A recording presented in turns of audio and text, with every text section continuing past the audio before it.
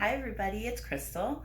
Welcome back. This is part 2 of the ice balloon tutorial. So if you haven't seen the first part, you're going to want to watch part 1 first and then come back and watch part 2. So it's been not just a day, we waited 2 days to come back to check on our balloons that we put in the freezer.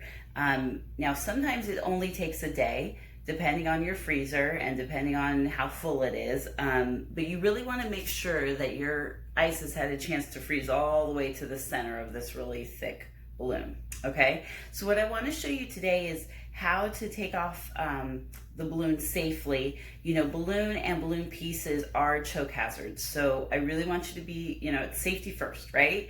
And I want to make sure that we don't end up with any balloon pieces ending up somewhere in your house that a child can get a hold of, especially if you're doing this with very young children. Okay, so I'm going to show you how to take off the balloon, and then I'm also going to show you some ways that you can do this ice play and add some things to it along the way. So you might do this just the ice for the kids to play with at first, and then you might add things or add colors. So there's a lot of different ways to do it. Okay, so I have my 3 balloons here. I'm going to take the one that's just ice to start with.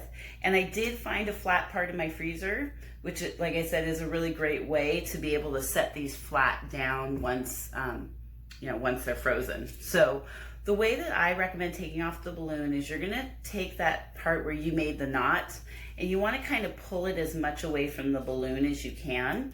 And let me see if I can get you guys a little bit closer so that I can see this.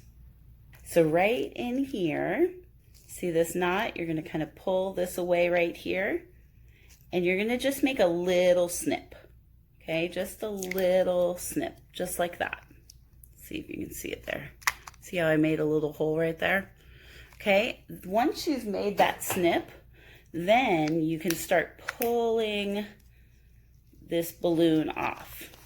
And you want to try to do it as much in one piece as you can. So like I said, you don't end up with little pieces of balloon everywhere. You might need to snip a little bit more. Okay, so I'm peeling that off, and look what we have there. An awesome ice globe. See that? Solid, solid ice. Okay.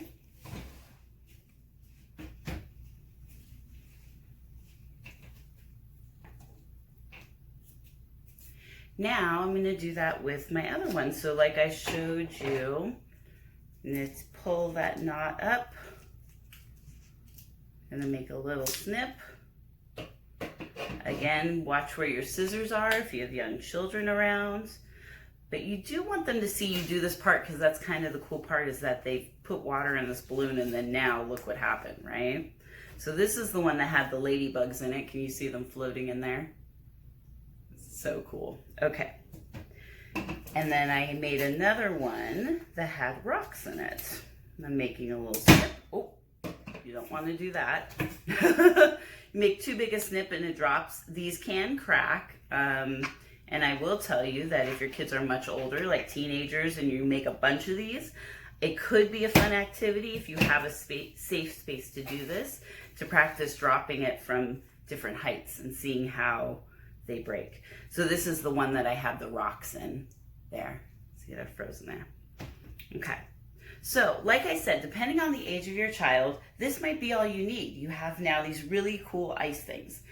But a way that you can make it an art project is if you take a little food coloring and water, put it in the cup with a paintbrush.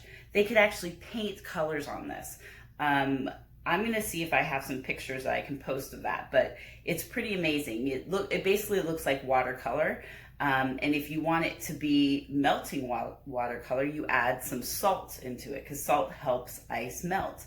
Now, I was going to be very scientific and give you the reason why that happens, but I asked my Alexa, and the answer was way too complicated for me to explain in this video. But I recommend looking it up. It's the reason why they use salt on ice when it's snowing and they need to clear the roads. Salt just speeds up the melting process. So you can do that with watercolor. You can also just take some salt.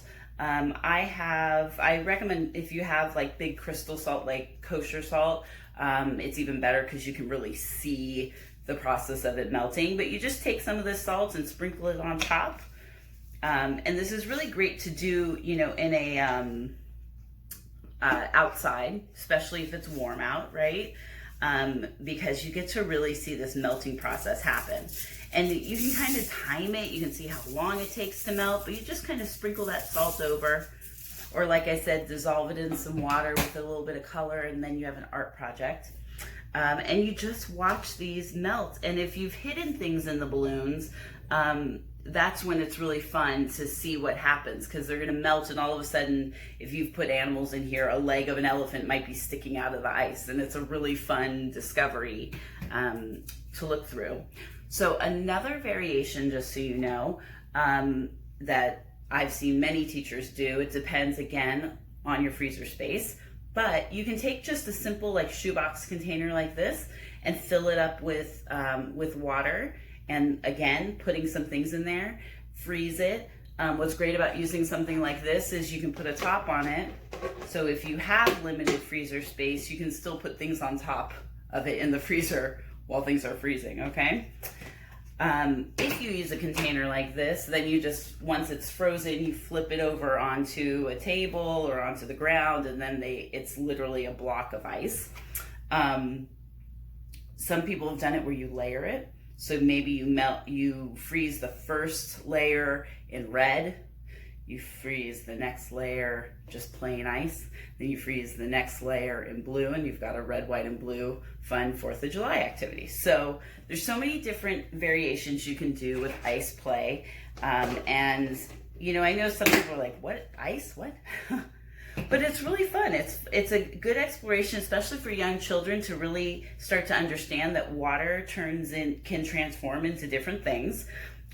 Also how it transforms back into water, and just that feeling of the coldness and how hard it is and what happens when it's melting. There's just so many things to ask questions about and get curious about and look up when you do this kind of play. So I really recommend it. I hope you have so much fun.